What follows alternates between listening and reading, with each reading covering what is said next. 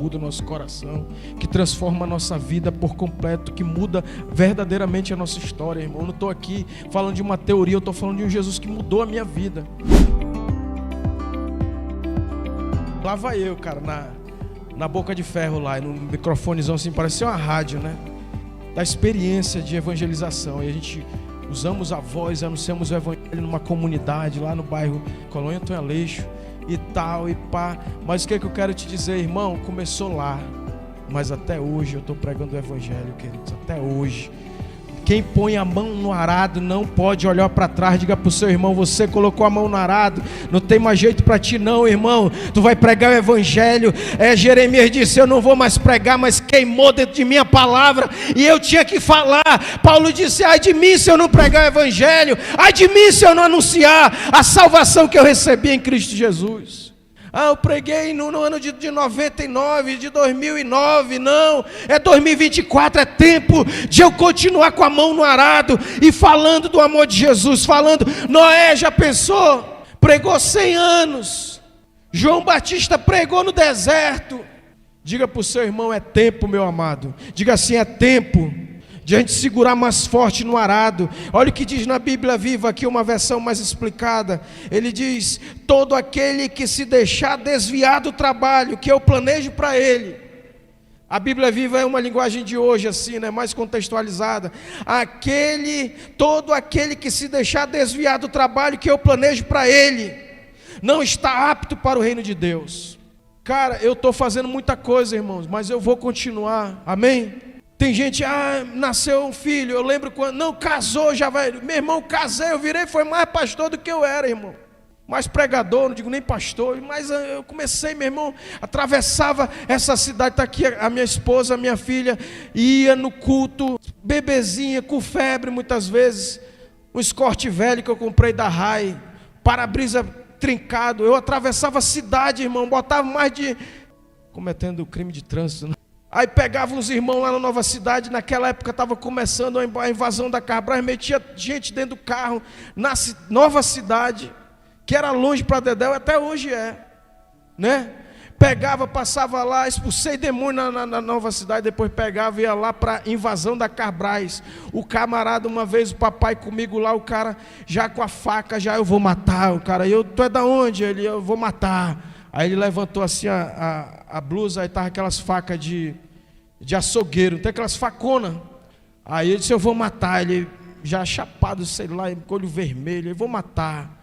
Aí o papai se afastou. Quando o papai viu a faca, o papai era valente, né? Aí eu disse: você não vai matar ninguém, em nome de Jesus, meu irmão, vem cá. Aí catei ele: em nome de Jesus, me dê essa faca. Aí peguei a faca, tomei a faca dele, dei para o papai deu fim na faca. Passou, irmãos, uma semana, esse cara estava numa célula comigo, lá no meio do hip-hop, lá na beira do Igarapé, lá com uma... Rapaz, eu olhando, um cara que não gostava de crente, falava mal, aí Deus usou, eu fiquei numa Triton, antes lançou a Triton, eu fiquei num carro de um empresário fora dessa cidade. Ele viajou para os Estados Unidos e a Triton ficou comigo. E aí eu deixei o Escort velho lá e fiquei cuidando Peguei a Triton, meu amigo, era todo mundo doutor, eu não tinha nem OAB, eu virei doutor na Triton, hein? Esse cara que falava mal de crente, queridos, quando ele viu na Triton, ele: pastor, vem cá tomar um café. Aí eu digo: agora, a porta está se abrindo com a Triton. Falei de Jesus para ele. Pouco tempo depois, cara, ele estava lá na célula com a gente. Assim, 10 machos adorando a Deus, a maioria galeroso, que não valia R$1, irmão, mas valia o sangue de Jesus. Valeu o sangue de Cristo Jesus, irmãos, amém? E aí, eu tenho foto dessas paradas, eu tenho foto, qualquer hora eu vou para o meu TBT, eu vou botar essas fotos. Aí eu olhava e não tinha nem, era aquela máquina que a Esté pegou com o Eric aí, aquelas... Tinha uma irmã que fazia a mídia já, eu gostava da mídia já. Mas eu quero te dizer algo, querido, nós vamos continuar com a mão no arado, evangelizando, amém, até Jesus voltar. E se ele não voltar, a gente vai cantar na cova do leão, o mar vai se abrir como o crente cheio da unção, ele vai para cima, irmão, não tem arado, está doendo, está duro, mas ele está indo, queridos, amém. E aí, quanto lhe custará cumprir a sua missão? Aí eu vou abrir um parênteses aqui para uma história de um pastor, cara. Esse pastor, cara, Muita doideira, ó. Ele estava lá em Maceió, Nordeste, filho de um padeiro. Ele com 13 anos, naquela época, 1900 e não sei quanto, ele, carrinho de padeiro, indo distribuir o pão. E aí ele deixa os pães e vai na praia, a praia molhada, Maceió. O Jones esteve lá, né? Jones Fabrício, aquelas praias do Nordeste molhadas. Ele andando. Aí ele viu o mar vindo e parando ali na maré baixa. E aí ele, 13 anos, falou para Deus. Ele disse: Deus, tu põe limite no mar, tu dirige o mar. Senhor, na hora veio uma experiência dentro dele. E ele falou para ele mesmo: eu não quero ser um padeiro. Porque ele era filho de padeiro e ia ser um padeiro. Ele disse: eu quero ser um homem sem fronteiras. E na hora veio vários versículos dentro daquele garoto de 13 anos, queimando dentro dele. Entrega o teu caminho ao Senhor, confia nele, e o mais ele fará. Ele satisfará o desejo do teu coração. Eu tenho bons planos a teu respeito, para dar o fim que tu deseja. E aí queimou dentro dele, ele começou a chorar. E naquela hora Deus disse para ele: tu vais ser um homem sem fronteiras. Tu vais ser um homem sem fronteiras. Aí passou anos, isso foi em 74, parece, não sei, a data eu me confundo. Ele foi para São Paulo, em 1983, ele estava pastoreando, ele se desenvolveu, começou a trabalhar na igreja lá em Maceió, começou a cantar no louvor, começou a liderar jovem, depois foi para São Paulo, município lá de São Paulo chamado Tupã. Chegou lá em Tupã, ele tem uma experiência com Deus, não lembro exatamente, mas ele começou, Deus falou com ele sobre o Butão, uma nação que não conhecia Deus, uma experiência missionária. Ele comprou os almanaques em 1983, parece. Ele comprou os almanaques, comprou tudo que era sobre Plutão. Ele começou, Butão na verdade, Butão. E aí era um lugar que não tinha crente. Aí ele orou e disse: Senhor, eu quero ir para Butão, porque lá é a cidade do rei não sei de que lá, que não tem um cristão lá, e eu quero levar Jesus para lá. Aí tudo bem, aí passou um tempo, ele teve uma visão, ele foi orar, Deus pegou, levou ele, e ele viu as pessoas, ele viu uma cidade, e ele começou a orar com a mulher dele, numa oração simples, aquele momento de oração em casa, e Deus levou ele para um lugar, mostrou um povo, 5 pessoas, ele viu o rosto de uma casa e tal, e aí isso era na década de 80, aí ele foi lá, na capital, em São Paulo. Chegou lá, ele foi fazer um trabalho lá numa igreja da capital. Chegou lá na capital, ele foi para um culto desses, cultos simples. Chegou lá, uma pessoa em profecia disse: ó, por que tu demoras? A visão é para agora. Tu tens que ir. Aí ele nem terminou o culto, ele se levantou: irmão, já sei o que eu tenho que fazer. Voltou, a mulher dele já sabia, Deus já tinha falado com ela: é agora, vamos embora. Lá, a visão era uma cidade na Colômbia, 1900 e não sei quanto. E aí ele vai para o pastor deles: cara, a gente aqui recebe missionário, a gente aqui, quando os missionários vêm, são americanos, eles têm estrutura financeira para fazer o trabalho deles, mas a gente enviar vocês, a gente não tem condição. Aí ele disse: não quero saber disso não, eu só quero a bênção de vocês. Então está abençoado. Aí ele ficou um período lá. Resumindo a história, irmão, desse cara, ele veio até, na época, a Transamazônica ali vinha, não é Mato Grosso, Cuiabá. Ele foi até Cuiabá, de São Paulo para Cuiabá. De Cuiabá ele pegou a Transamazônica, de Transamazônica ele veio, irmão, ele passou o Maitá numa colônia de leprosos lá. E ele, a mulher dele e 3 filhos, 5 pessoas. Naquela época não tinha nenhuma infraestrutura, tudo era precário. Hoje já é difícil, imagina. E aí ele chega em Manaus, irmão. Aí foi a loucura, ó. Aí meu Deus. E eu vim para Manaus. E se tiver alguém de Manaus aí, na época era o pastor Alcebiades Vasconcelos, o pastor da Assembleia de Deus aqui de Manaus. Aí ele ficou hospedado lá. Chegou lá, ele foi no Ródoi para pegar um barco e ir para o rumo da Colômbia, para ir para Tabatinga.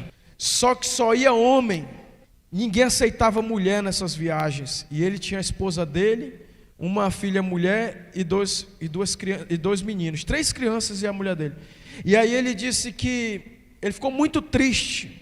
Chegou lá em Humaitá, quando começou o negócio de doença, ele ficou no leprosário lá, muita doença tropical, malária, aquele negócio aí. Ele disse que ele fez aquela primeira oração: imporão as mãos sobre os enfermos, eles serão curados, né? Tá alguém doente, ele disse que ele orou na família dele, ó, tá imunizado, e orou nele: eu estou imunizado, não vou pegar nenhuma enfermidade. E lá aí agora ele foi. E agora, como que eu vou para a Colômbia? Como é que eu vou para a Colômbia? Não tem como ir de barco, não tinha como. Aí ele disse que na hora lá, às vezes fazer a obra de Deus, irmão, tem um preço muito alto. Aí disse que ele dobrou o joelho, era 1h da tarde com a mulher dele. Aí 1h da tarde, quando foi 9 horas, ele ouviu o pessoal ensaiando lá o louvor e uma palavra dizendo na canção, né, que o justo viverá da fé e você vai ter tudo que você precisa. E ele começou a chorar. Aquele louvor foi a visitação de Deus na vida dele. E aí ele disse que quando ele saiu, apareceu um cara na moto, um cara da aeronáutica, e disse: rapaz, tem um missionário aqui. Ele disse, o pessoal chamaram ele, tem. É o senhor, mas conte 5 coisas de minuto. Ele foi chamado aí: rapaz, eu não sei nem onde é a base aérea de vocês, eu estou aqui agora há pouco tempo. Aí o cara: então te apronta lá que tu vai. Aí o militar pegou ele na moto, levou ele lá. Ele foi falar com o capitão lá. O capitão: você é missionário? Sou.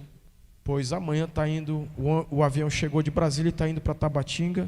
Quantas pessoas são com você? É eu e minha família, 5 lugares. De manhã ele estava com a família dele, indo para Tabatinga de avião. E ele começou a chorar, irmão. Chegou lá em Tabatinga, já tinha outro militar lá. E quando ele estava aqui, eu estou contando, a história dele é muito longa, eu estou resumindo assim. Quando ele estava aqui, ele disse que entrou um ser muito poderoso. E ele disse: não temas, porque tudo está resolvido, está tudo providenciado. Antes de vir essa questão do militar ir atrás dele. E ele, muito temeroso, ele não quis olhar. Quando ele levantou as mãos, quando ele levantou os olhos, ele viu a mão furada. Era o próprio Jesus visitando ele aqui em Manaus. E aí ele pegou e olhou. Quando ele olhou, sumiu.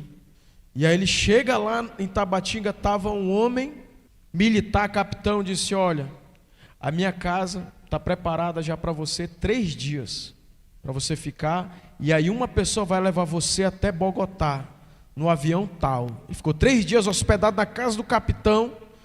3 dias depois ele foi de avião, não tinha barco para ele ir, irmão. O capitão já levou ele no avião para Bogotá. Chega em Bogotá, ele se apresenta lá ao Ministério das Relações Exteriores. Uma mulher diz: ó, tu tem um visto de 90 dias. Depois de 90 dias a gente não quer aqui, a gente não tem interesse de ter religioso aqui. Você volta aqui e vai embora da nossa nação. Ele recebe a visita mais uma vez de Deus. Ele não sabia o que fazer, ficou com medo de novo. A gente é assim, é ou não é?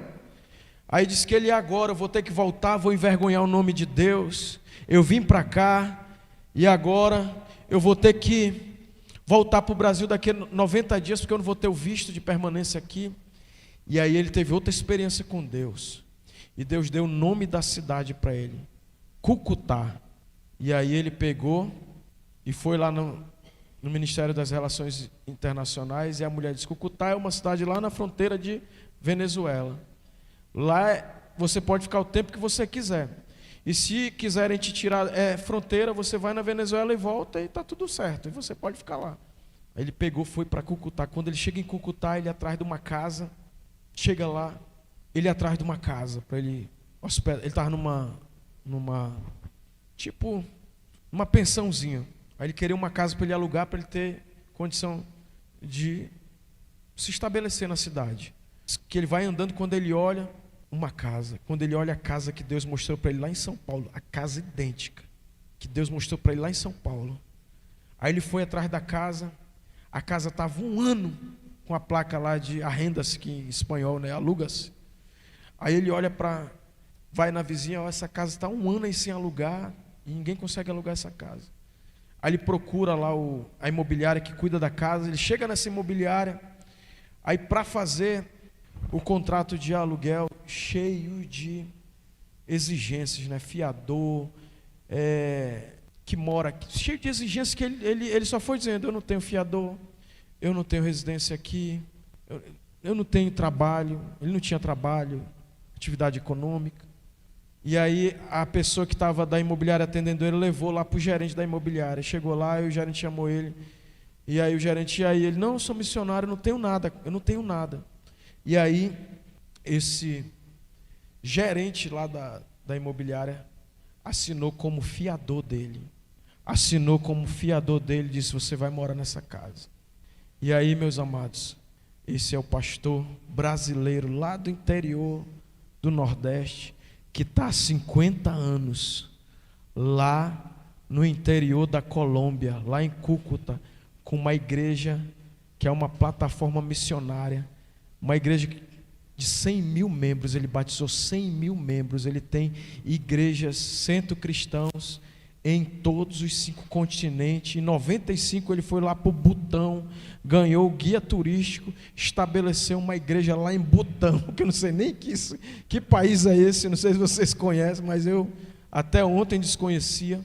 E aí, queridos, por que eu estou falando isso? Porque Deus me despertou aquela visão missionária, queridos. Que a gente, hoje é um desafio pequenininho. Pastor Xavier começando um trabalho lá em Curitiba, né? Aqui, Águas Claras, tem um terreno lá, mas é a missão. A IEV Águas Claras é tempo, queridos. A gente conversou aqui, 2º domingo de junho. Quem quiser ir, eu vou estar indo lá.